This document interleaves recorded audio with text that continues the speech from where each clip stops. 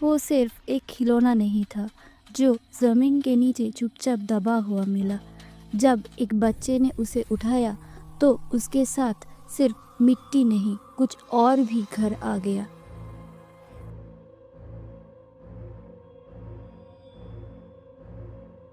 एक खुशहाल परिवार, रोहित, अंकिता और उनका छोटा बेटा आरव हिल स्टेशन में अपनी खुद की फार्म हाउस की तरफ वीकेंड ट्रिप के लिए निकलते हैं। सफ़र लंबा है, हवा ठंडी है और पहाड़ों के ऊपर एक अजीब सी खामोशी छाई हुई है, जैसे जंगल और हवा दोनों उनका इंतज़ार कर रहे हो। ये सफ़र उनके लिए एक ब्रेक था, लेकिन इस ज़मीन के नीचे एक कहानी जल रही थी। एक ऐसी कहानी जो उन लोगों को वापस लाए बिना नहीं छोड़ने वाली थी। फार्म हाउस पहुँचते ही अरब का चेहरा बदलने लगता है। रोहित और अंकिता खुश है, लेकिन अरब हवा में कुछ महसूस करता है। एक अजीब सी वज़न, एक ठंड जो सिर्फ अंदर तक घुसकर महसूस होती है, जैसे कोई नज़र उसे देख रही हो। वो पल पल आसपास के कोना कोना को देख रहा होता है, पर कुछ बोलता नहीं। इस बेचैनी को इग्नोर करके आरव फार्म हाउस के आसपास के खुली ज़मीन में खेलने लगता है। खेलते खेलते उसके पैर मिट्टी के नीचे दबी एक चीज़ तक पहुंचते हैं। एक प्लास्टिक का सफ़ेद टॉय, एक छोटा सा बनी, एक कान टूटा हुआ। टॉय पे मिट्टी लगी है, प्लास्टिक पुराना लगता है, लेकिन अजीब बात ये है कि लगता है जैसे ये यहाँ का नहीं, जैसे ये किसी के हाथ से ज़ोर ज़बरदस्ती छीना गया हो और मिट्टी ने उसे दबा दिया हो। आरब क्यूरियोसिटी के साथ टॉय को उठा लेता है। उस पल से हवा का भाव हल्का सा बदल जाता है। दिन नॉर्मल रहता है, पर रात को फार्म हाउस एक अलग रूप ले लेता है। उस रात आरब सो नहीं पाता, या सही कहे तो नींद उसे छोड़ती नहीं, पर जागने भी नहीं देता। सपने के अंदर एक ठंडी सी कमी, एक खालीपन, एक दर्द और एक छोटी सी साया उससे घूरती रहती है। एक लड़की जिसका वजूद सपने और मौत के बीच अटका हुआ लगता है। सपना हॉरर नहीं, पर हॉन्टिंग होती है, जैसे कोई उससे कुछ कहना चाहता हो, एक मकसद के साथ, एक मांग के साथ। अगले दिन रोहित, अंकिता और आरव घर वापस आ जाते हैं। ट्रिप खत्म, पर आरव के लिए फार्म हाउस जैसे घर के साथ आया हो, क्योंकि सपने वापस आते हैं, और अब और ज़्यादा तीखे और ज़्यादा क्लियर। अरब को हर रात एक लड़की की प्रेजेंस महसूस होती है, एक आत्मा जैसे उससे अपना चीज़ वापस मांग रही हो। सपने में एक ही चीज़ गहरी हो जाती है, कुछ लाई थी पर अब वो वापस चाहिए। अंकिता डर जाती है। वो सोचती है कि शायद फार्म हाउस से कोई ऐसी चीज़ उनके साथ आ गई है जो वापस जाना चाहिए। इसी बीच अरब बदलने लगता है। उसकी आँखों में थकान नहीं, बल्कि महसूस होती ब्लैंकनेस, जैसे कोई और उसके अंदर सांस ले रहा हो। अरब अब एक ही बात में अटका हुआ रहता है, फार्म हाउस वापस जाना है। वही ज़मीन, वही एरिया, वही मिट्टी। अंकिता डिस्ट्रैक्ट करने की कोशिश करती है। खेल, प्यार, रूटीन कुछ काम नहीं करता। जिद अब आवाज़ में बन चुका है। इसी जिद में एक अजीब सा पुल था, जैसे फार्म हाउस से कोई उससे बुला रहा हो।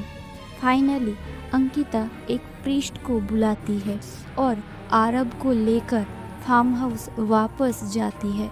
रोहित इस बार साथ नहीं जाता, ऑफिस का काम का बहाना।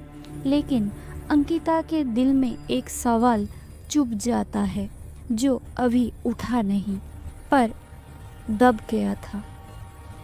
फार्म हाउस पहुंचते ही अरब सीधा ज़मीन की तरफ भागता है जहां टॉय मिला था।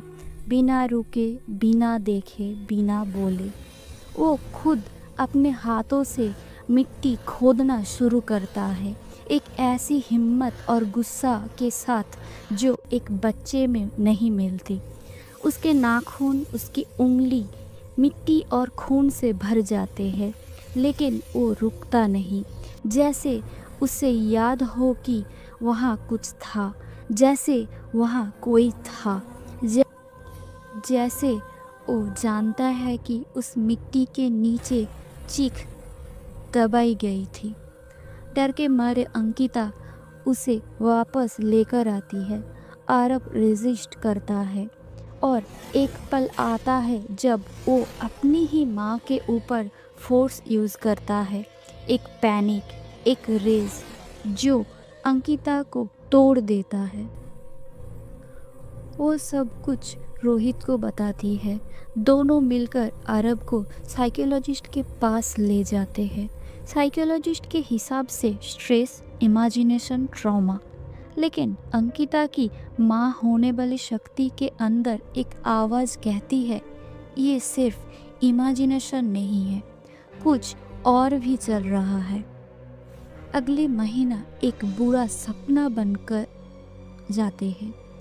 एक रात अरब अचानक रेस्टलेस हो जाता है। उसका शरीर हिलता है, सांस तेज, और वो रोहित पर अटक कर देता है। एक पल के लिए अरब की आंखों में एक गुस्सा दिखता है जो बच्चा नहीं, किसी और का लगता है।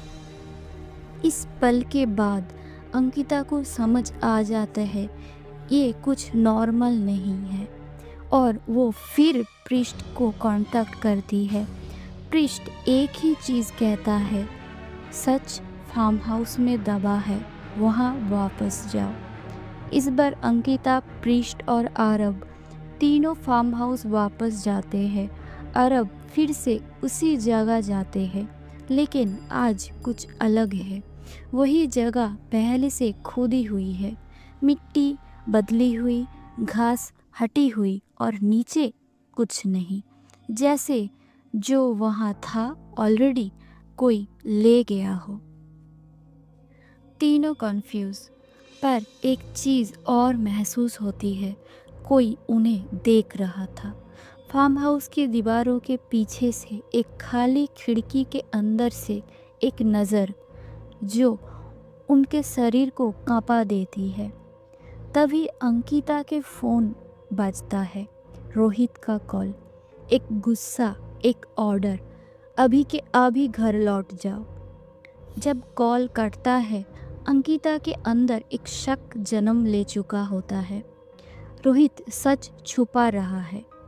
अंकिता फार्म हाउस के हर स्टाफ से पूछताछ करती है, केयरटेकर, कुक, गार्ड, सबके पर्सनल रिकॉर्ड्स निकलती है, उन्हें कांटेक्ट करती है।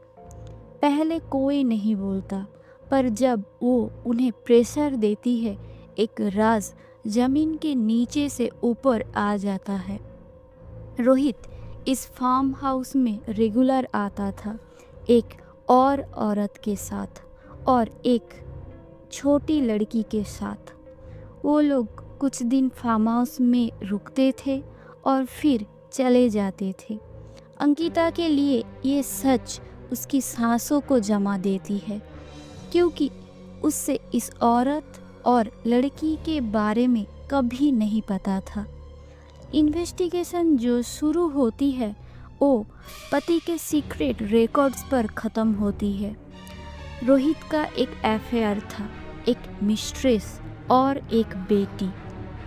मिस्ट्रेस शादी चाहती थी, पर रोहित नहीं।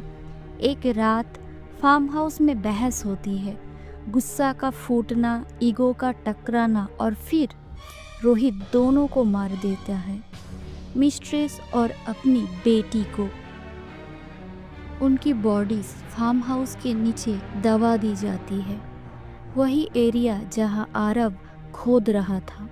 जो चीज़ नीचे बची रहती है, टॉय, एक बनी, उस छोटी बेटी का अंतिम साथ।